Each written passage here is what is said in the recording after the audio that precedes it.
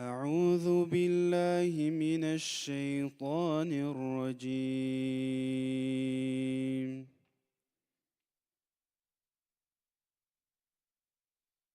بسم الله الرحمن الرحيم.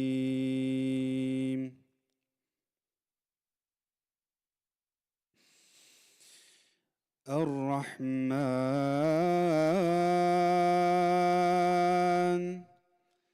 علم القرآن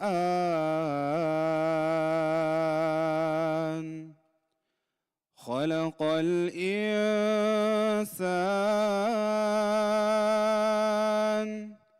علمه البيان. الشمس والقمر بحسبان والنجم والشجر يسجدان. والسماء رفعها ووضع الميزان ألا تطغوا في الميزان وأقيموا الوزن بالقسط ولا تخسروا الميزان. والأرض وضعها للأنام فيها فاكهة والنخل ذات الأكمام والحب ذو العصف والريحان. فبأي آلاء ربكما تكذبان؟ خلق الإنسان من صلصال كالفخار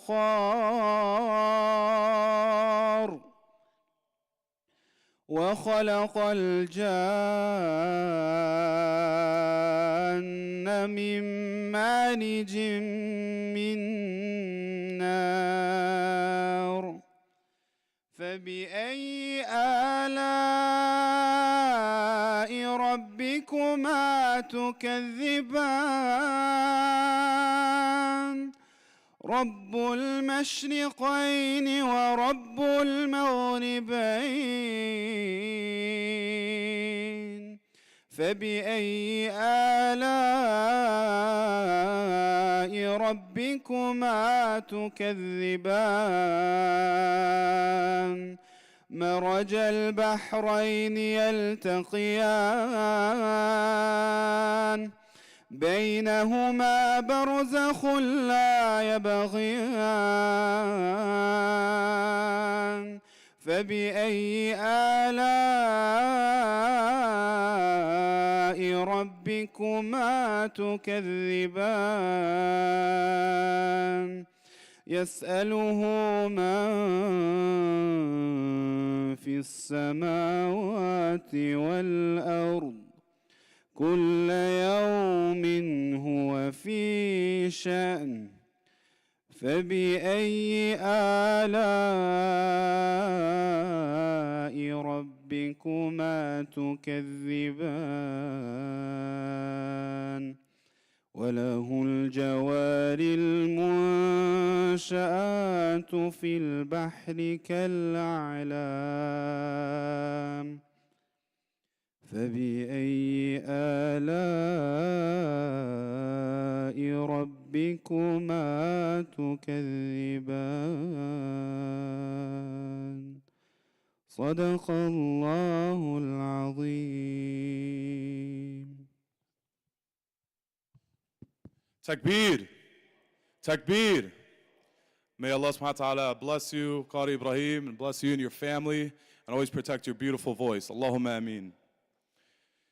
So just so you guys know, Qari Ibrahim, like I said, will be with us the next few weeks. And he also has a salah schedule here, so if you want to catch his lovely voice Inshallah, he will be leading Fajr and Maghrib on Mondays, Tuesdays, and Thursdays. On Wednesdays, he'll be leading Salat al-Fajr. Fridays will be Salat al-Fajr, Maghrib, and Isha. Saturdays, Maghrib and Isha. And Sundays, Salat al-Fajr, Maghrib, and Isha. So I know it's a lot, but it is posted on our Instagram at Islamic Center of Wheaton. So if you want to know his schedule, please visit our social media. Make sure to follow us so you can stay up to date with all the latest information regarding the masjid. And he will also be leading the second Jummah Salah tomorrow, starting at 2 o'clock p.m. So now we're going to, inshallah, start with our program. And it is my honor to welcome our beloved guest. He is an activist, Brother Shaun King. We are so excited to have him here tonight. He is a Brooklyn-based activist and writer who focuses on civil rights and racial justice. He is an award-winning speaker and has spoken in 49 American states on over 200 college campuses and in various institutions worldwide. Brother Shaun wrote over 1,500 articles on injustice as the longtime senior justice writer and investigative reporter at the New York Daily News and The Intercept. Previously, he was a high school teacher for years, and he also taught civics. Brother Shaun also wrote the New York Times best-selling book, Make Change. In 2024, Brother Shaun and his wife embraced Islam on the eve of Ramadan. Takbir! Takbir! He was inspired by the people of Gaza for their unwavering faith and loyalty to Islam through turmoil. He said that his commitment not only warmed his own heart, but also the hearts of millions of people worldwide. So it is my honor to introduce him tonight. And please, please let us all keep the people of Gaza in our du'as and prayers, and all the Muslimin struggling around the world. May Allah cure them. Allahumma ameen. So without further ado, please give your undivided attention to our beloved brother, Shaun King. Assalamu alaikum. It's so good to see all of you here. It's my honor to be here with you this evening. Thank you to the leadership of this masjid, to the board and others, to everybody that's made tonight possible, including security. And thank all of you for coming out. I have heard of Wheaton, but this is my first time in Wheaton. I've been to Chicago many times. I love this area. I love Chicago, and so it's great for me to be here. And it's my honor to spend tonight with you, sharing some of my story with you. And then I also hope to take some questions from you as well. And I'll try to take as many of your questions as I can. And before we leave tonight, there's somebody special that I want to introduce you to as well. His name is Hassan Wadi, a dear Palestinian brother who is my colleague. I just started working for an amazing charity called Human Concern, and they not only, both of my supervisors at Human Concern are Palestinians who not only know Gaza well, but have been doing work and have intergenerational relationships there. And I trust this charity with my word and my life. And so I say that to you, having kind of squeezed this charity in every way I could. I have looked under the hood, kicked the tires, I've asked tough questions.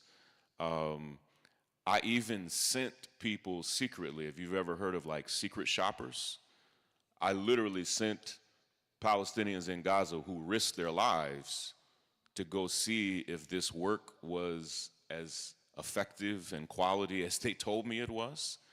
And everybody I sent always came back, not just with reports that the work was good, but that the people were wonderful.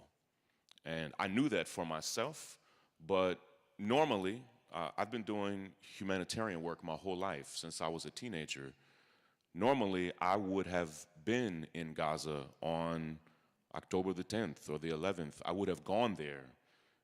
Normally, if there is a crisis in the world that I care about, the first thing I do is go there so I can put my hands on the people and look in their eyes and see them and understand it, but none of us have been able to do that. And so we've had to trust that people that say they're doing something are doing it. But I would never ask anybody to support a charity that I didn't investigate myself. I was an investigative reporter for years, and so it makes charities uncomfortable when I start to investigate them. Human concern is wonderful, and tonight I want you to meet Hassan and meet the brothers who are out there at the stand. I know those young men. I trust them. Mahmouda, who is this executive director of Human Concern, is a wonderful, devout Muslim woman. And so if you ever are wondering who's doing really good work, Human Concern is a charity that I trust and that many of us trust and love. If you don't mind, my inclination is to always be a teacher. My first job out of college was as a high school history and civics teacher. I taught middle school and high school. I got recruited away from that job, and then for years, I taught in Georgia's jails and prisons full-time. I taught at 13 different jails and prisons all around Georgia. I taught over 10,000 classes at jails and prisons all over Georgia, full-time, 5 days a week, sometimes 10 and 12 times a day. And for a long time, it was the work of my life. And so I always see myself as a teacher and as a preacher. Many of you may know it's in my bio. They didn't say it, but for almost 15 years, I was a Christian pastor. And I went to Christian seminary. In fact, I have many friends who went to college, Christian friends who went to college here in Wheaton. And I was a pastor all the way up until 2012. And something that I've never shared publicly that I wanted to share here for the first time, the Islamic Center of Wheaton, you are like my guinea pigs tonight as I'm testing some new material. But about 2 years ago, I had not been a pastor since 2012. And I was a senior pastor. I don't know the appropriate equivalent title, but I was like the lead imam, but of a church. And I certainly thought I would be a Christian my whole life. And I believed that I would be a pastor my whole life. And a brother came up to me earlier today, and he wanted to know, Brother Shaun, can you tell me how or why you became a Muslim? And I told him that the first time I visited a masjid was actually all the way back in 1996. How many of you in the room were born after 1996? Let me see. Wow. Oh, I feel so old. So before you were born, I had just read, as many American Muslims, and particularly African-American Muslims, I had just read the autobiography of Malcolm X. And I had just been through a very, very hard period in my life. If you know any of my biography, I grew up in a very racist town in rural Kentucky. I was a product of a mixed race relationship. A man that my mother was never with was my father. I never really knew him. And so to this day, there's like a hilarious term that we call ethnically ambiguous. So I've always been ethnically ambiguous. I don't mean this as an insult. Many of you in the room are ethnically ambiguous as well. And what that means is you look like people from all over the world. And anywhere I go in the world, people think I'm one of them. So I spent the summer in Istanbul, and everywhere I went, people would come up to me speaking Turkish because they assumed I was from there. When I lived in Crown Heights in Brooklyn, it's a deeply Jewish, it's a weird mix of Jewish and Caribbean. And Orthodox Jewish brothers who've actually been extremely supportive in Brooklyn of Gaza would regularly walk up to me, particularly I had grown out my beard like 5 or 6 years ago. they would walk up to me, Jewish brothers, and they would like speak Yiddish. They thought I was Jewish. And it has its pros and cons to be able to blend in, but I thought I would be a pastor forever and ever. And in 1996, though, I was a junior in high school, and me and a friend of mine decided to visit a local masjid. This is in Lexington, Kentucky. And many of you don't know what life before the internet was like, but there used to be these things that we called phone books, and they were literally books that were like this thick. You could kill a man with a phone book if you, it wouldn't even be hard. They were like this big, like thousands of pages, and they would deliver them to your house every year, and they literally had every single person's phone number in that city. And you just had it. Like, it was just publicly available. And in 1996, we didn't even know how to look up a mosque.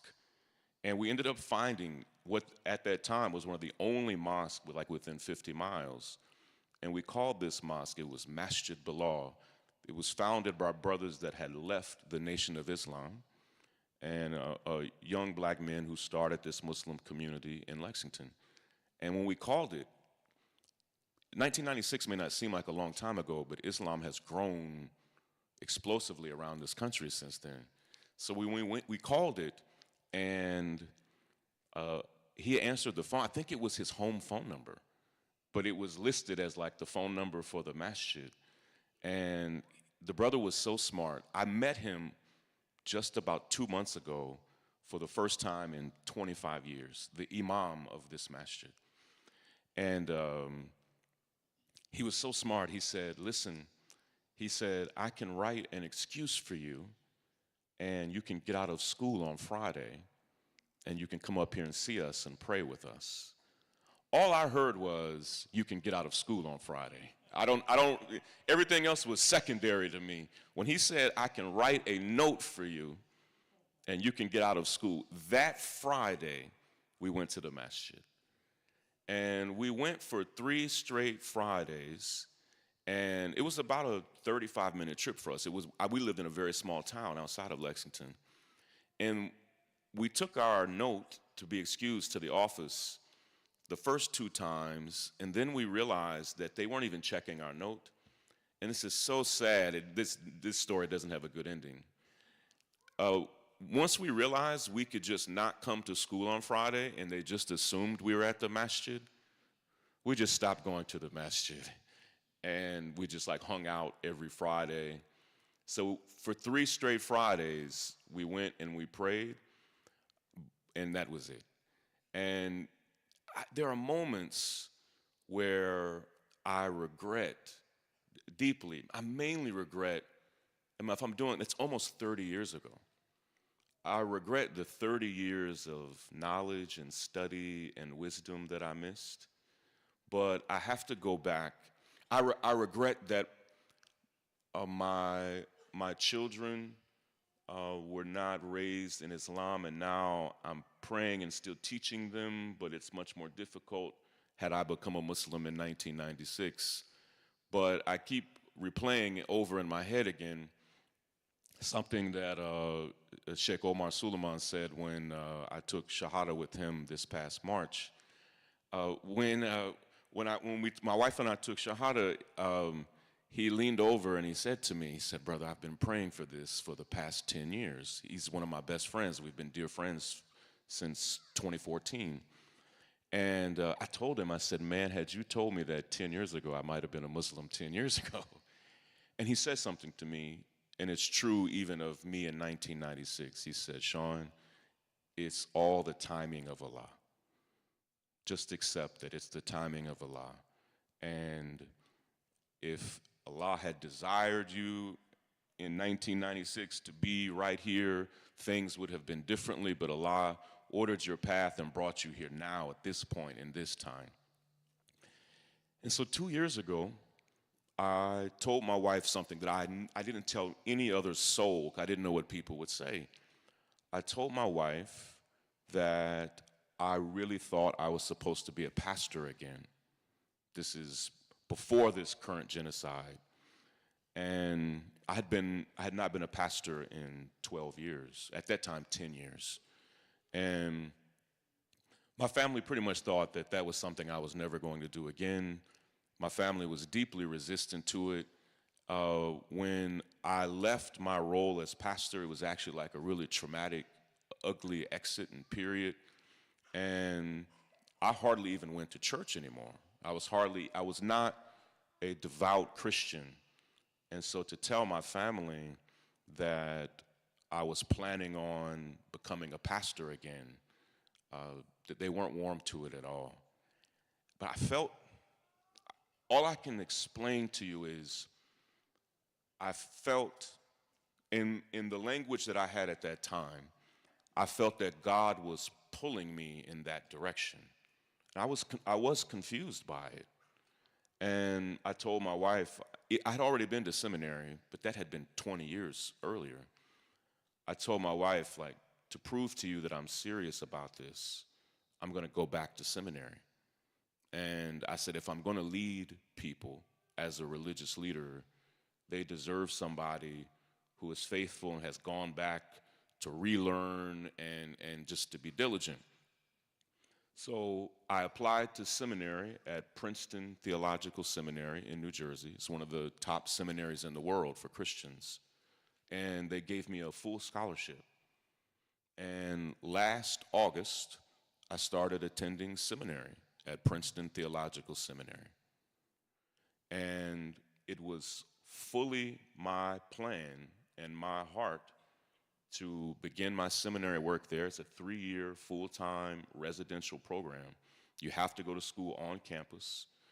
And it was my plan in 3 years to be a pastor again. Within the first day that I went back to class, I knew I had made some kind of mistake. And I had visited the campus many times. I did interviews there. I met teachers and professors there. I chose my classes. I was looking forward to it. And the first day of class, I came home, and my family had made great sacrifices for me to be there. And many of you I've met you earlier, many of you are in seminary. It's a sacrifice for those around you. And my wife and kids had made posters for me that day. And I came home that day, and I told my wife, I said, I think I've made a mistake. And I said, I can't explain it. And something's not right. And I continued to go to class for August, September. Then October 7th happened. And I remained in class for the last few weeks of October. But by that time, by maybe October 11th, like many of you, Gaza had just completely taken over my life. And in those final few weeks of class, the best I could explain it is my heart was very open to God. That's why I went back to seminary. But I knew that I had made I didn't feel like I had made a decision that was 180 degrees in the wrong direction, but I felt like I was 45 degrees off of what I was supposed to be, and that this just wasn't the right place. And I was so disturbed by how little my classmates and professors cared about Gaza.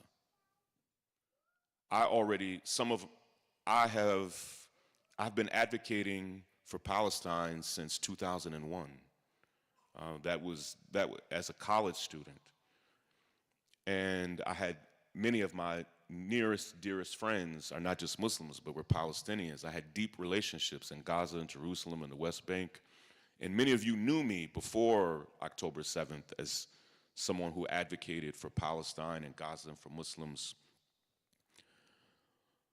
But I started seeing things that I had never seen before. And I mean, almost right away.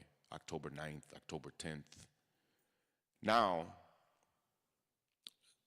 almost 11 months later, all of you have seen hundreds, if not thousands, of images and videos that your eyes and your mind have never taken in before. And I saw two things that confused me and like shook me to my soul. Now they make perfect sense to me. I saw this young brother.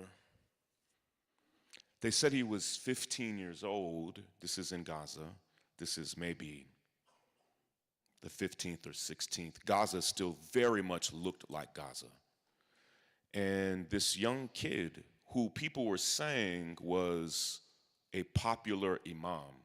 This is, at least this is how it was being translated to me. He had completely memorized the Quran like 8 years earlier and was a teacher. And this kid was beloved, and he had just been killed. And after he was as he was killed, his finger was pointing in this direction. And I saw, it was at night, and I saw hundreds of brothers come up, and they were kissing his hand, and they were crying.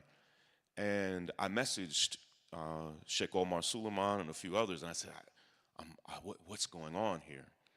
I didn't know what the finger meant. I didn't understand even what the word shahada was, and they explained to me how profound it was that he was found with this finger up. And they explained to me what brothers were saying when they went up to him. And I was so moved by how moved they were. And it just caused me, and I saw my role at that time as like a translator. On October the 6th, my social media following was probably 60% African American and 40% an eclectic mix of people from all around the world, including many of you today who said, Shaun, I've been following you for years. So I saw my job, I was trying to explain what I would see, not just literally translate the words, but I would try to explain the significance of a moment to my audience who I knew didn't understand it. And so every day, this is all I was doing, day in and day out. Well, me and a young brother named Muhammad Alul had just followed each other the previous week. And he followed me, and then I clicked on his page, and I saw, Gaza is so young that immediately, I just turned 45 2 days ago. Immediately, any room I was in, any chat I was in with Palestinians, I was always the oldest person in the room. And like the average age of someone in Gaza on October the 6th was like 20 years old. And Muhammad was 35, and he had 5 kids. I have 5 kids. And so I followed him back, and I was like, okay, this is somebody about my age. And he and I messaged back and forth several times a day, and he was a beloved journalist. He had worked for many of the leading outlets in the region. And Muhammad was the very first journalist in Gaza whose entire family was killed. And at that time, that was not happening to people. Like, it seemed so absurd. All of his kids except a newborn baby were killed, and his family were beautiful children. He adored his family. All of his brothers were killed. Aunts, uncles, grandparents, neighbors, they were all holed up in a building that they felt was very safe. It was his house, and they just blew up the whole house, and he wasn't there because he was out being a journalist. And having been a pastor for many years, I often was the person that was asked to tell a family member that somebody had died. And performed many funerals over the years, but I remember thinking, what do you say to a man who just had 4 of his 5 children killed? His wife was very badly injured, and she threw her body on top of the baby. She was covered with shrapnel, and that's the only reason the baby survived. Like, what do you say to a man? And I wrote Muhammad, and I just told him basically what I just told you. Muhammad, I have no smart or wise words for you, but I am here for you. And if there's anything I can do for you, I want to do it. And he said something to me that to you is probably very familiar. But at that point, I had never heard this phrase before. 4 of his 5 children were just killed. All of his brothers, some of his best friends, their families, their wives. I think it was 38 people were in the house that were killed. This was basically his whole world minus 3 or 4 people. So say you think of the 40 people you know best, and then 38 of them are gone. And he said to me, he said, Shaun, Allah is the best of planners. I was so confused by that. I'm just being very transparent. What does that mean? How could a man who just lost so much say to me, Shaun, Allah is the best of planners? And I remember thinking, his faith is not like my faith. This man is not like I am. And then every day, day in and day out, what I saw was not just carnage. I would see the most gruesome things imaginable. You've seen them. Just today, I won't even repeat what I've seen. Just today, what I've seen. The things that happened today in Gaza, in the West Bank, are some of the worst things I've ever seen in my life. Just today. And time after time after time after time, I would see these things, and I would see men, women, and children continue to speak of their faith in Allah. And it caused an internal crisis for me. I'm in seminary to be a Christian pastor. And what was moving my heart and my soul and my mind was not my professors at Princeton Theological Seminary. It was the faith of everyday men and women in Gaza. And I traveled to Dallas. I spoke at an event there. Sheikh Omar and I did an event together. And he picked me up. He shouldn't be too embarrassed, but he picked me up in a pickup truck. And I remember thinking, like, you drive a pickup truck? He was like, it's Texas, man. It's Texas. This is what you do. And he was going to take me somewhere to eat, and we ended up talking in a parking lot for like 2.5 hours. And I asked him a question, and it was a pivotal moment for me. I said, man, I don't know if what I am seeing is Palestinian culture, or the way I framed it for him is I'm looking at people in Gaza, and I'm looking at the response of our brothers in Yemen. And I told him, I said, man, I just want to be sure that it's not Palestinian culture or Yemeni culture that's appealing to me, because I can love Palestinian culture and remain a Christian. I can love Yemeni culture and remain a Christian. He said, yes, it is Palestinian culture. And he said, but you cannot separate Islam from Palestinian culture. He said, what you're seeing is Islam. He said, their culture, the culture you're fundamentally seeing is Islam. It is their way of life. It is their beginning, middle, and end.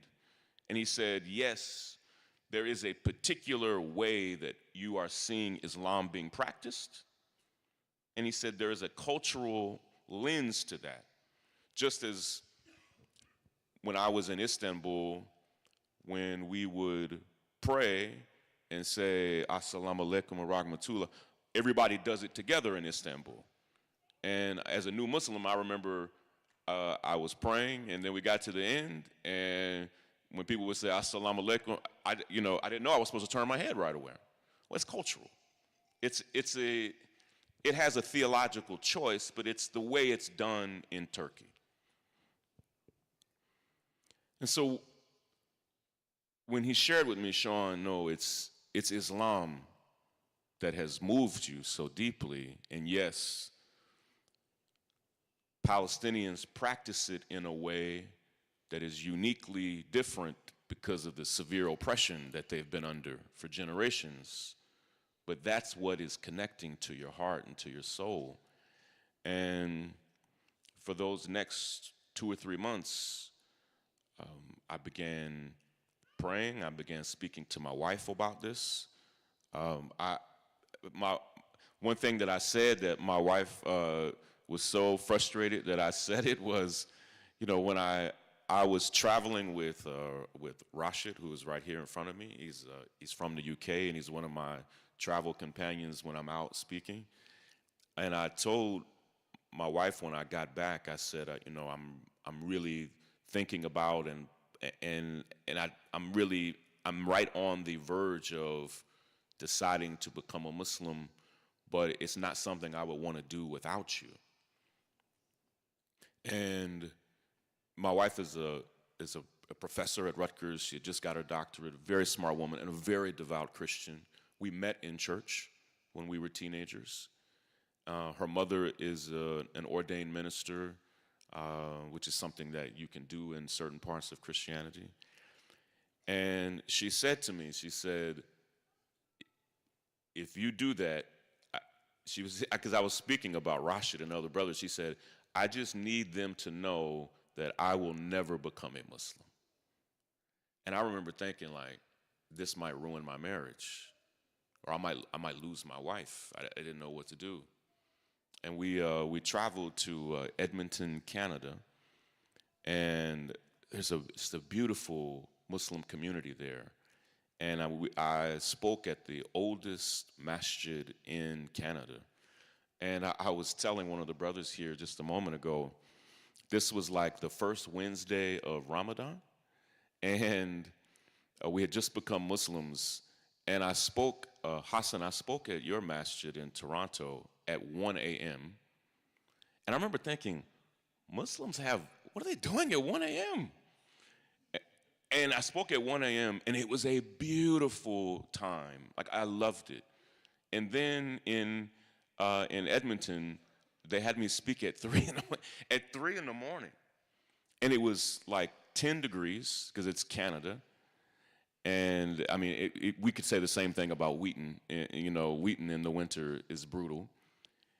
And I got there to this masjid, and I cannot explain to you. I mean, it was maybe 2,000 or 3,000 people there at 3 a.m., and we were the happiest 3,000 people on the planet. And it was just like a deep, deep joy it was new to me. And I remember when I got back in the car, I told the brothers, I said, non-Muslims have no idea how happy we are, how much joy there is in Islam. And I said, they definitely have no idea that we're this happy at 3 a.m. on a Wednesday night. And we're not drinking, we're not smoking, we're just literally reciting the Quran and exchanging salam, and we're just happy.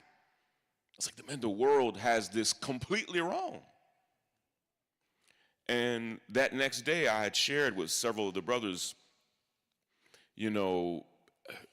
just, how much this meant to me. And I want you to hear from me that some of the best advice that I got was this.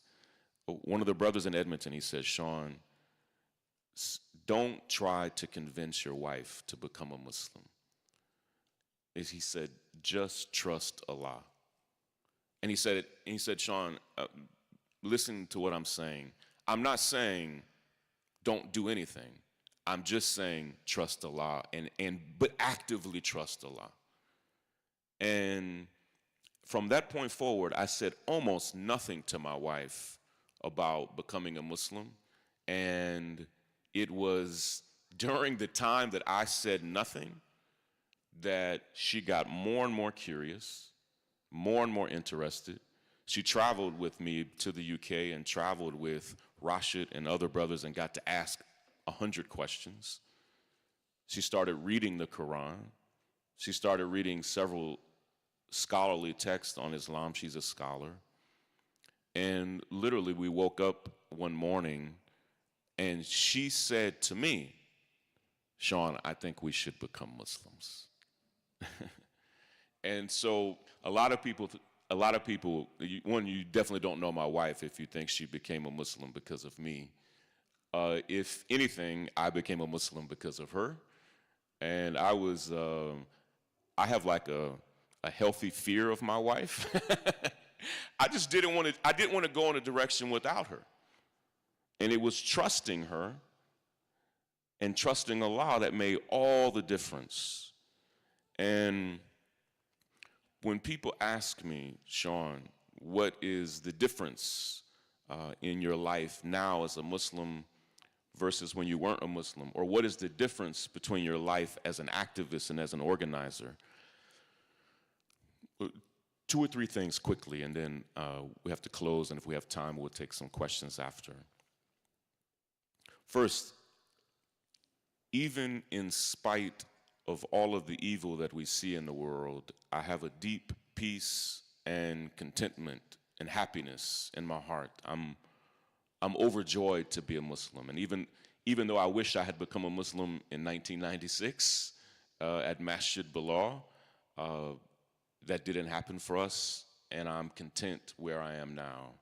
And I'm going to use the rest of my life and the rest of my time, inshallah, to learn and grow and practice and be. But the example and ministry of Jesus was always deeply inspirational for me. And one of the things that I have learned, and has been exciting to learn, most Christians have no idea how deeply revered and valued Jesus is, peace be upon him, in Islam. They have no idea. That I didn't have to discard this reverence and admiration. I didn't have to discard that. In fact, it's sunnah to embrace it. It's appropriate to embrace it. But what I have learned, and I'll close with this, is that our prophet, peace be upon him, cared so deeply about injustice, so deeply about right and wrong, that it would be accurate to say, in a lot of ways, his life was about justice, about making the wrong things right.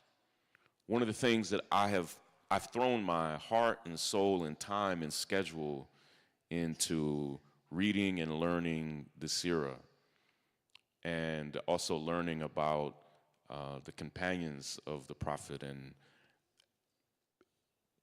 what I have been so moved by, and what gives me confidence, is I see how he surrounded himself with the outcast of society. He surrounded himself with people from ethnic groups that nobody else would touch. He surrounded himself with classes of people that everybody else discarded and threw away.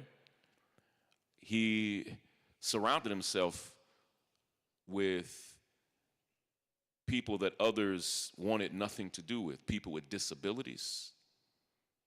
When I learned, sisters, that there were women with swords who would often fight side by side alongside the Prophet Muhammad, peace be upon him, it shocked me. And I think there is something disturbing that happened. This is my final thought, Hassan. After 9/11, I was not a Muslim. I I was in South Africa the week before 9/11 at a United Nations conference. This is September of 2001. I was a college student. And at that time, I was a student leader. I was one of the most known student leaders in the world. This is before social media. So I was known from speeches and rallies and events. And when we got to Durban, South Africa, and Cape Town, South Africa, Johannesburg, South Africa, I went to Morehouse College, which is a college for black men in Atlanta. We were used to being the most popular students every room we went to. And when we got to South Africa, we saw these students with keffiyehs. We didn't know what a keffiyeh was. And every room we went to, it was always Palestinians that were the most popular people in the room. And we thought, who are these people? And why do here's what we really thought. Why do South Africans love them more than us? I wish it was a more righteous thought that we had. We soon realized the deep connection and relationship, the generational relationship between South Africans and Palestinians. And at the United Nations Conference in 2001, it was called the United Nations Conference Against Racism. Nelson Mandela spoke, Yasser Arafat spoke, Fidel Castro spoke. And right in the middle of the conference, 2 countries got up and left. Does anybody want to guess who the 2 countries were? The United States, and who else? Israel. This is 24 years ago, 23 years ago. They formally withdrew from the conference and physically got up and left. We came home, and the next week, 9/11 happened. And Muslims, after 9/11, for those of you who were adults or even young during that time, it was a terrifying time for Muslims in America and Muslims around the world. In an attempt to convince the Western world that, hey, we're no threat to you, Muslims unintentionally erased entire chunks of the Prophet's life, peace be upon him, and in essence made the Prophet Muhammad out to be like a sitcom dad. He's a husband, he's a father, he's sweet, he's kind, it's all true. And for the past 20 years, to convince the world that we're not dangerous, we have removed like a third of the seerah, a third of the life of our prophet, peace be upon him, that was spent fighting and defending people who needed it. Is this true? And so here we are in 2024, and millions of sisters and brothers in the West Bank, in Jerusalem, and in Gaza, they need us to remember the third of the seerah that we erased to convince the people we're no danger. And every single day, if there's anything that brings me to tears or puts my soul to shame, it is when I see children, mothers, fathers, elders in Gaza look at the camera and say, where are the Muslims? They used to say, where are the Arabs? And they could ask that, and I'm not Arab, so they're not speaking to me. They're speaking to 2/3 of you. Now they consistently, they may still say, where are the Arabs? But they consistently say, where are the Arabs? Where are the Muslims? And so my question for you is, it's a simple one, but it's for you. Are you a Muslim? Where are you? Where am I? Are we Muslims? And when those children or elders look into the camera and say, "Where are the Muslims?" do you accept that they're speaking to me and you? Are you a Muslim? Are we Muslims? And it reminds me of that story of, like a man stranded on a roof during a flood. And he's like, "God, deliver me from this roof." And a raft floats by. God clearly sent it. And the man is like, "Oh, that raft, it belongs to my neighbor. I can't take it." And like another boat comes through that belongs to somebody else. A floaty comes through. And it's like God is sending all of these ways for the man to rescue himself. And he ignores them. I see that as us. Like, we should pray to Allah. But my very young understanding of Islam is that Allah works through us. And, you will hear from Hassan some very practical ways that you can make a difference. But one thing I am increasingly convinced of is that this thing will not end on its own. No genocide ever has. Genocides don't just slowly, casually wind down. They're stopped. And sisters and brothers, it's going to have to be us, Muslims of the world, who figure out how to stop it. So I welcome my brother Hassan Wadi up. And if we have any time at all after Hassan, we'll try to take some questions. And then if it's okay with you, we'll all pray together before we close. And then I'd be glad after we pray to stay, inshallah, and meet as many of you as I can, and just exchange salams as well, okay? Thank you so much.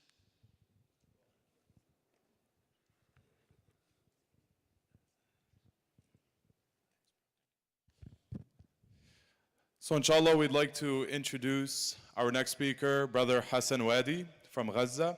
He's a professional speaker and philanthropist. As a speaker, he has spoken at events with up to 60,000 people in attendance, and he's also the founder of Youth Speaker Academy and is a speech competition award-winning speaker. As a philanthropist, he is the global director of Humanitarian International, overlooking Canada, the US, and the UK. He has also raised more than $100 million for people in need, mashallah. In 2021, Hassan was awarded COVID Hero Award by Mayor and Council and was recognized and selected as one of Canada's top 25 Canadian immigrants by Prime Minister Justin Trudeau for his accomplishments to society as an immigrant. So please give your undivided attention to our beloved guest, Hassan Wadi.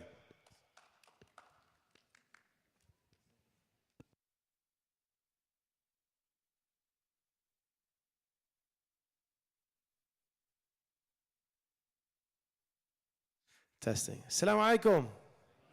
MashaAllah, MashaAllah. Takbir. May Allah bless Shaun. I always remember when he first started working with us, he wasn't a Muslim. And I was talking to the brothers that he knew. I said, "Man, we got to get this guy." He said, then they told me, "It's coming soon, it's coming." I said, "No way." He said, "It's coming soon." Like a week later, I see his video online with Sheikh Ahmed Sulaiman, subhanAllah, converting. And it was such a beautiful moment. He was already doing a lot of amazing work at the time. So it was so beautiful for him to take that next step and for us to be able to make that difference as Muslims. So as the brother said, my name's Hassan Wadi. I'm from Gaza, from Khan Yunis, actually, from the Wadi family. But I've been in Canada for about 27 years. I was born in Saudi Arabia, actually, alhamdulillah. Came here for a better life, for a better future, and then got involved in charity work. I was in Palestine 3 times last year. On the 3rd time, I was actually banned from Palestine for 10 years. So Israel banned me for 10 years. I cannot go back to my country for 10 years. SubhanAllah, what we do is we go to Palestine, we bring people with us. I bring a lot of people with me. We fundraise, we raise a lot of money while we're there. We help the people. We actually raised millions while we were there. And the first time was very difficult Second time was even more difficult. And the third time, they said, we got you, man. We got you. You think you're smart? SubhanAllah. I made the mistake. I came the third time 2 weeks after the second time. So I said, listen, man, you can't be that rich. You were just here 2 weeks ago. What are you here doing again? SubhanAllah. So I said, you're up to something. So anyways, they took me in. They interrogated me for a full 24 hours. It was very difficult, guys. I got a guy in front of me, a guy behind me. One guy's clicking behind me, one guy's clicking in front of me. And they're asking me all these questions that they already know the answers to, by the way. They just want to see what are your answers going to be. And it's scary, guys. Their main job is to make sure you never come back. So they want to put fear in your heart so that you never want to come back just from the fear alone. But subhanAllah, you know, on my end, what was I doing there? We were there to deliver aid, to help the people of Palestine. But obviously, going there and telling them, I'm here to help the people that you hate, they're obviously not going to be happy, subhanAllah. So I waited there for about 24 hours. Everybody came in, came out. There's a lot of people that were waiting. Most people that go to Palestine are going to be interrogated. They took my phone. They looked through my WhatsApp messages. They went through my Facebook. They went through my Instagram. They asked me, do you know anybody in Palestine? They asked me all these questions. And I just came from Lebanon at the time. We were doing work in Lebanon. And then they said, what were you doing in Lebanon? Lebanon is a very big, no-no country for them. And I said, I was just there for tourism. They're like, show us some picture of tourism in Lebanon. And I was there for charity work. You know, you never say there for charity work. But subhanAllah, I was trying to look for pictures of tourism on my phone. All the pictures with the jacket, HCI jacket. And anyways, they pretty much, they made me wait for a few more hours. And at the end, they put me in this other room. And there was ladies sitting with cameras all around and just a piece of paper, just like this table right here, with a piece of paper, with a pen. And they just said, sign. And I said, what am I signing? They said, just sign. They said, you can't come back for 10 years. You're banned from, they call it Israel. And I said, what am I banned for? They said, we don't have to give you a reason, but we will call it security concern. You're a security concern for Israel, subhanAllah. So I went home. I was very upset. This is my country. You know, I can't go back. And I will always remember talking to my friend, sharing this with them. And I told them, subhanAllah, how bummed out I was that I can't go back to my own country. And they said, don't worry. They said, don't worry. Inshallah, you will go back before 10 years. And I said, what do you mean? How is that even going to be possible? Because there's no way I'm going back right now knowing that I'm banned. They said, inshallah, Palestine will be free before 10 years. Subhanallah. Takbir. And that's amazing. That gave me goosebumps, guys. That gave me goosebumps, right? But the work didn't stop. The work didn't stop. Our teams in Gaza, as Shaun King said, we have a lot of amazing work. 20 plus years in Gaza. We actually, I don't know if you guys are following Instagram. You see the little girl who's cooking. Her name is Renat. She's cooking. She cooks a lot of meals. She works with us as well, mashallah. And a lot of the people in there are with us and support us. And we've raised a lot of money. And we've done, right now, the biggest campaign that me and Shaun started before he became a Muslim was we came together and we said, look, there's one thing in Gaza that makes Gaza very particular. 50% of Gaza is kids. 50% is kids. That's a big amount, guys. That's half the population. So we said, we got to do something for the kids. At the time, nobody was actually looking after the orphans. And the number came out that really shook me. They said about 25,000 children are now orphaned because of this crisis. Right now, it's probably 30, 40, 50,000 because of this crisis. These are kids with no parents, subhanAllah. Can you imagine the pain in their heart? Imagine the suffering, right? And imagine their parents who've passed away. Their number one dream, what would it be? What would it be? Imagine if you, for those who are, any parents in the house, raise your hand if you have parents. What would be your dream if you were killed and your children were still alive? What would be your dream? Your dream would be that somebody would take care of your children. So when I came to Shaun, I said, listen, I can't do this alone, man. And Shaun at the time, he had a lot of fundraising experience. We came together and we actually brought this whole community. Our goal actually went on the news. I went on the biggest news channel in Canada and we announced our goal. We said, our goal, 1,000 orphans. Even if we cover 1,000 from 25,000, that's enough. SubhanAllah, we went on a tour together. We went all over the US and Canada and soon UK, inshallah. We did 1,000, 2,000, 3,000, 4,000. And now we're continuing to our 5th inshallah. And that's why we're here today. You see our table outside. I don't have much time because Isha time is coming. But we are here to collect money for orphans, inshallah. So if anybody today can cover an orphan, it's only $600 USD that covers an orphan in Gaza for a year. That makes the dream of the parents come true, the dreams who have been killed, to know that their children are taken care of by the people of Wheaton. Isn't that amazing? And you'll be supporting us in completing our goal. Shaun, look, poor Shaun, man. He told me today, he came just now, and we got another event in a day at another masjid somewhere else. And I said, Shaun, you're going to go from here to there, right? He said, no, man. I said, what do you mean? He said, I'm going to go home, spend half a day with my family, and then leave again. I said, are you serious?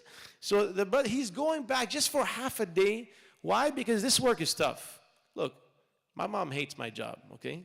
She does not like my job, I'm telling you guys, because I never get to see her. But before any event, she'll call me. She said, listen, you better call me after the event, tell me how much you raised. Because if you didn't raise enough money, you better come back home right now. Because it's not worth it. So I have a responsibility, guys. My mom's on my neck, right? And this brother's got like, how many, 6, 7 kids? But I can't keep up. Every day, new birthday, I follow him, man. I follow him, mashallah. May Allah bless his children. Say Ameen.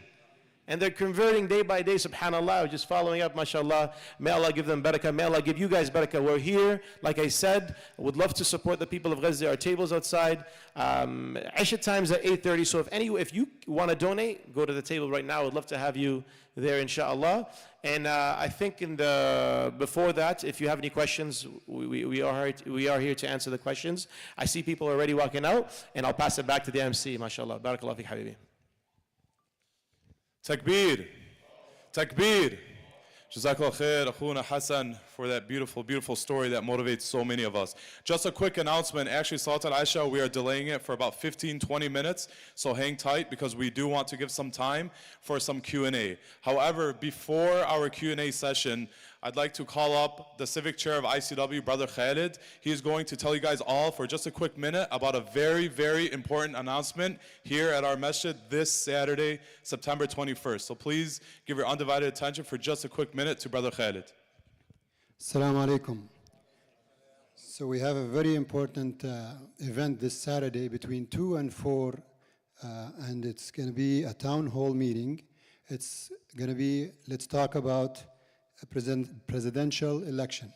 And we were going to be presenting a service award, will be presented to Representative Rashida Talib and Dalia Ramirez, who will be attending the event this Saturday.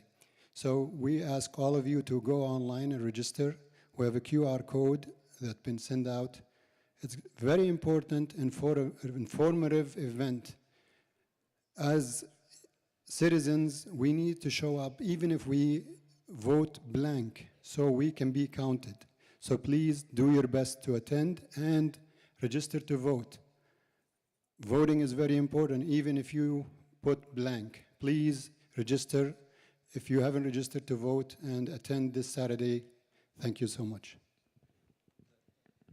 Jazakallah khair, Brother Khalid, for that very important announcement. So at this time, we'll open up the floor for questions. So if you have questions, please raise your hand nice and high, and we will get to you, inshallah. A few minutes for Q&A.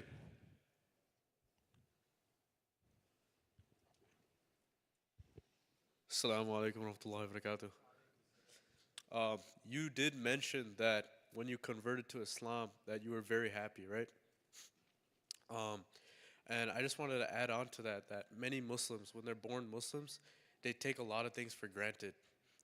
And I just wanted to know, what did you notice that a lot of Muslims take for granted that are born into it, but that you feel that, no, this is something that's actually special? Oh, that's a great question. Let me see. There's so much about it.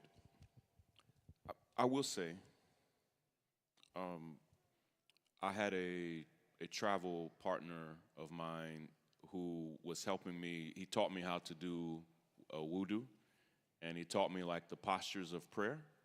And he said to me, he said, and he's always so humble about it, like he didn't want to offend me, but I'm just trying to learn. He said, Shaun, he said, when you are praying, he said, I noticed that you're like barely touching your nose to the ground. And I said, oh, I thought that's what I was supposed to do. Like, and he said, no, it should be your nose and your forehead. And I remember thinking when he told me, I was like, that's a lot. Like, I'm supposed to like mash my face down onto the carpet? And I told him, I said, I wear glasses. He said, well, a lot of guys just take their glasses off. I said, well, I'm blind. Like, if I take my glasses off, I can see nothing. And he said, yeah, brother. He said, you're supposed to touch your nose and your forehead. Yes. Sorry, I was sounding, you put that mic on, you sound real deep. You sound profound when you speak on that mic. Yeah, it sounds spiritual. But I started doing it right then and there. And it humbled me so much. I didn't realize unconsciously, as this is very different for you who are born Muslims. I basically spent 44 years keeping my face off the ground. Like if my forehead touches the ground before I become a Muslim, something's wrong. Somebody has knocked me out. Something bad has happened. I've basically spent 44 years making sure that never happened. And so for me, learning it as a 44-year-old man, it humbled me deeply. Like I had to let go of something. And for those of you who've done it since you were boys or girls, it may be second nature to you. But when you learn to do these things as a father, a husband, as a proud man, every time I pray now, it's like I honestly, earnestly feel like I am submitting my whole body and soul to Allah. And each prayer is special to me. I still am memorizing it all. It's very difficult for me. But there's so much more. I want to zoom through as many questions as we can, and if there are a few more questions, we'll take them. Assalamu alaikum. How are you? Walaikum salam, brother. Good to see you. You as well. What made you make that phone call in '96, that masjid? We knew, to give ourselves a little credit in 1996, we knew that the primary way to be like Malcolm X was to be a Muslim. A lot of people copy the style of Malcolm, the speech of Malcolm, but I have gotten to know over the past 10 years his children. When I was in 1996, the thought of me knowing the family of Malcolm X seemed absurd. But we knew that Islam changed everything about this man, and that if we wanted to be like him, the truest way to be like Malcolm was to become a Muslim. This was just our childish understanding of him. So when we started looking, we're like, let's go somewhere. Again, this is like pre-internet, pre-Google, pre-social media. And so we're just like figuring this out on our own, thinking through this on our own. And when we made that call, a very practical answer, me and my friends were like the masters of prank phone calls. I mean, we were gurus of prank phone calls. And so I had no fear to call anybody, because I was the person that could, we would call this man named Bill Harris. He was the father of a friend of mine named Charles Harris. To this day, Charles does not know this was me and my friends. We would call his dad. His dad was like a rough guy. And we would call his dad and say something mean to his dad. And his dad would cuss us out for like 2 or 3 minutes. And we would just we were dying laughing. Every day, Bill Harris would cuss us out. And we just I'm glad you find it funny, young man. But we would order pizza for people, like, this was pre-internet. Like, we'd order pizza and get it delivered to people's homes. We did prank calls like every day. So calling this masjid was like, that's nothing. And he could hear the mischievous nature in our voice. And he was smart enough to know, let me tell them to come up here during school on Friday. And he did everything right. We just weren't mature enough at the time to stick with it. Had I become a Muslim in 1996, I probably would not have met my wife, who I met in church. And who knows, I might be a wayward Muslim. Like, where I grew up in Kentucky is a rough place. I wouldn't be here right now. My life would have taken a very different path. And so I don't spend any time regretting it, because I trust in the timing and plan and path of Allah for sure. Any more questions, sisters? Assalamu alaikum, Shaun. Yes. Where are you? Your left. Oh, there you go. Thank you for sharing your Walaikum salam. story, very inspiring. My question is, shifting the public opinion in the US has a huge impact on what's going on in Palestine and Gaza. So do you have any plans to reach out to other communities, non-Muslims, your circles before you become Muslims, your friends and non-Muslims, to speak about what's going on, what have you learned, and we want those people also to know what you already experienced. Thank you. Yeah, thank you. You may have seen, we always believed this was the case, but someone at Meta, which is the parent company of Facebook and Instagram and WhatsApp, told my attorneys and I recently that when they gave me a lifetime ban from Instagram, and this was in December, and they said that it was the US government and the government of Israel that asked Meta or told Meta to do it, and that they did it in request to those governments, which is crazy, that governments are asking technology companies to remove people. We think the primary reason they removed me was because millions of people, millions of non-Muslims around the world were learning about this from me. And it wasn't just because a lot of people are speaking about what's going on, but I can't even log into Instagram.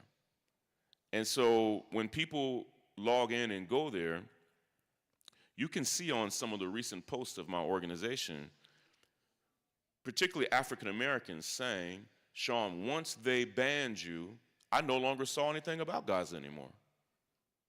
Because they don't know Hassan. They don't know Sheikh Omar Suleiman. They have no idea. The people that we see as our heroes, they've never heard of them. So my whole life, I've been a bridge builder between cultures, between races. And when they removed me from the platform, it removed that bridge between cultures. And even on other social media platforms, on TikTok and Twitter, my accounts barely work on there. I have millions of followers on other platforms, and they've so badly suppressed them. I can post something and 5 people will see it. I don't even post there. So I will do everything I can to continue to build these bridges. The one thing that I'm still very, very proud of, in just the few months that I was on Instagram before I was banned, every single post I made, every post, I would list people in Gaza that people should follow. And before the end of October, some of those people had tens of thousands of followers. By the end of November, several of them had millions of followers. By the end of December, when I was banned, I had 6 million followers, and several of those young men and women that I had recommended had more than me. And so if I was able to use my time to point people to Palestinians to learn from, and that worked, then I'm proud of it. I don't regret a single thing that I said on there. and I'll continue to try to find way to build bridges. I started a new YouTube channel. I'm speaking as frequently and often as I can. I don't try to speak negativity over my life, but I've met with the Muslim executives at YouTube who told me very frankly, Shaun, you could be banned from here any day. And that they had already heard executives talking about banning me. And so all I can do is do my best every day, to pour my heart and soul into it every day. And I am praying and asking. No, let me say it. Let me say it the way I want to say it. I actually have what I think is very real clarity about what I should do with my life and time. Now it's just a matter of me getting over the fear of that and doing it. Yes. It's my belief. I'm just a man. I'm just a person. I've talked with thousands of us over the past 10 months. Most of you have envisioned very practical ways you could make a difference, but we talk ourselves out of it. It's just true. It's fear.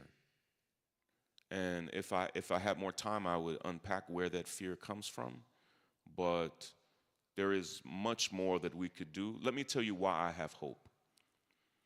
I think we've only scratched the surface of our potential. I would actually be depressed right now if I thought as Muslims we had done everything available to us and still failed. I think we've barely done anything that's available to us, and that's why we're failing. Hassan. I just want to add on something because this actually reminded me. My first event with Shaun King, it was a shock because I've been in the Muslim space for years. And it wasn't at a masjid, it was at a venue, okay? And I walk in, I got to do the fundraising for this event. And I walk in, and 50% of the people there were non-Muslim. Were non-Muslim. I was shocked. I said, oh my goodness, what are we going to raise today? I don't know. I've never raised money to non-Muslims. And usually Muslim events, you'll have 100% Muslims. This event was the first event where 50% were non-Muslim, subhanAllah. Went up on stage and we ended up raising a record-breaking amount of $500,000 that day. And there was only 150 people, less people than they are here. And 50% of the crowd was non-Muslim. And in fact, after that event, a lot of those people ended up following we connected through Instagram. Many of them converted, actually.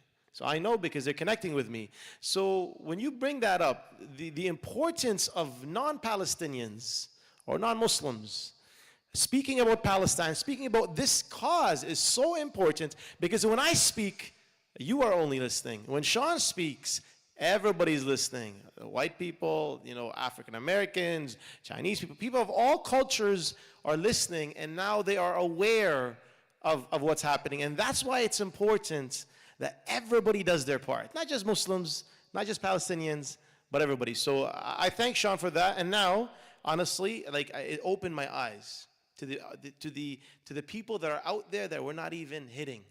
But through people like Shaun, we're able to, inshallah, reach, inshallah. Okay, final question. Hey, sister. Assalamu alaikum. Thank you Salam. guys so much for speaking, and jazakallah, Brother Hassan and Brother Shaun, for your work. My first question was, when you had that first khutbah in 1996, do you remember what that topic was?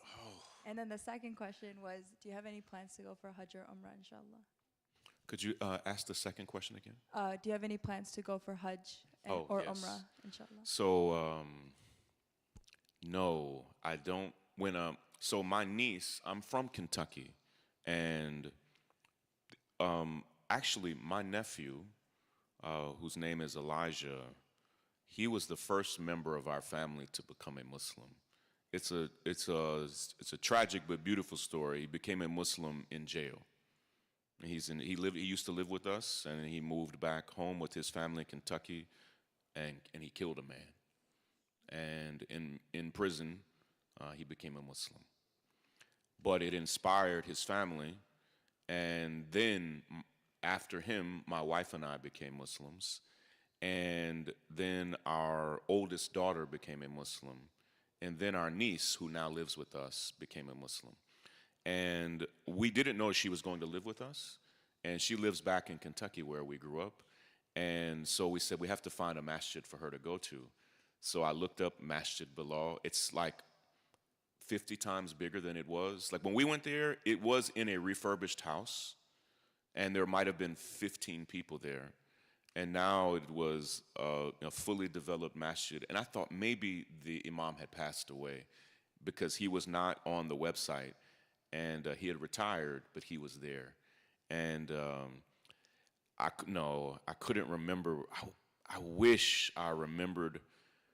We struggled because a lot of it went completely over our heads. And it's part of why we didn't go back the fourth time. We barely understood what was going on. And I don't blame him. It was just, we had no idea what we were walking into.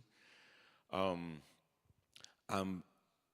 very excited to be able to do Umrah.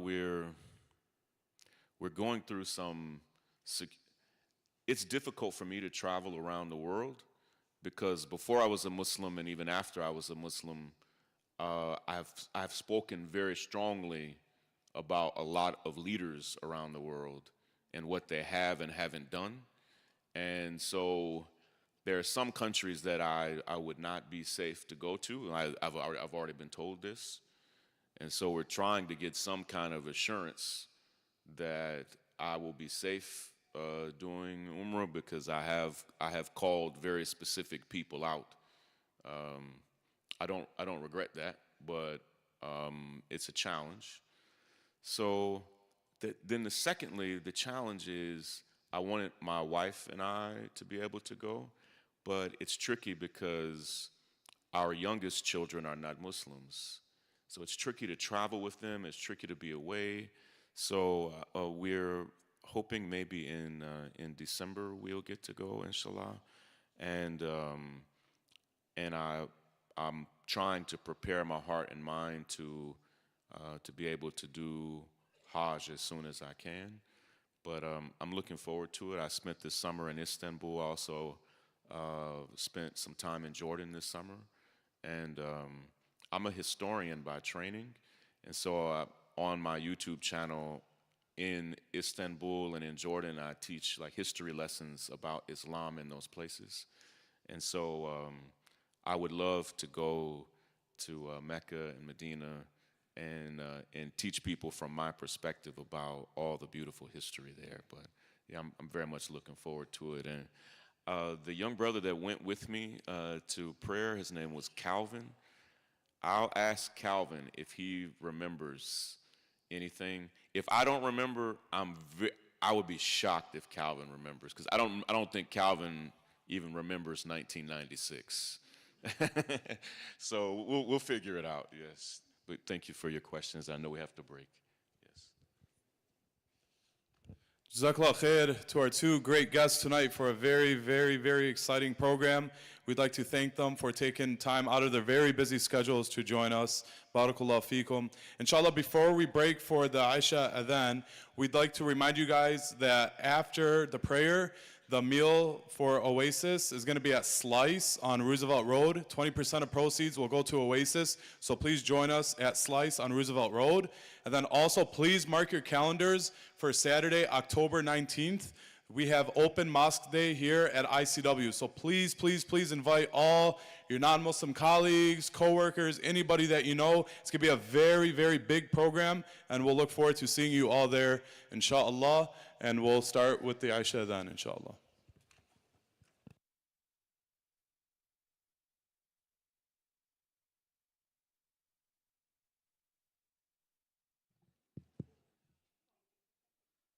الله أكبر الله أكبر الله أكبر الله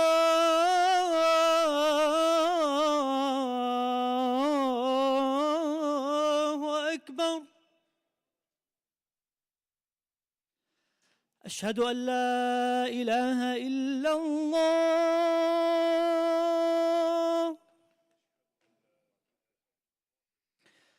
أشهد أن لا إله إلا الله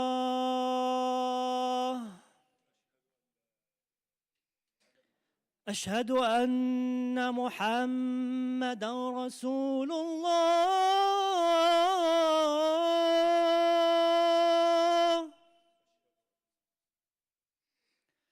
أشهد أن محمدا رسول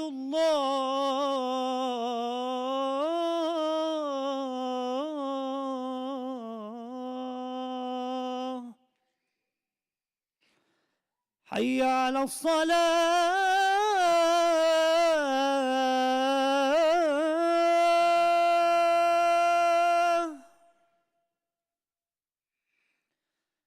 حي على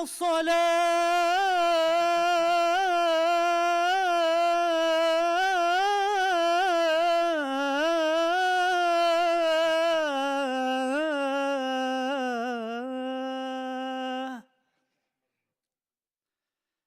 حي على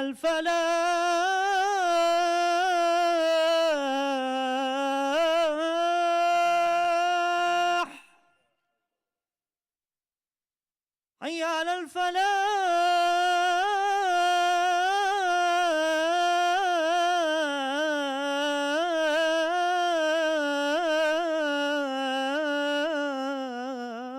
الفلاح الله أكبر الله أكبر لا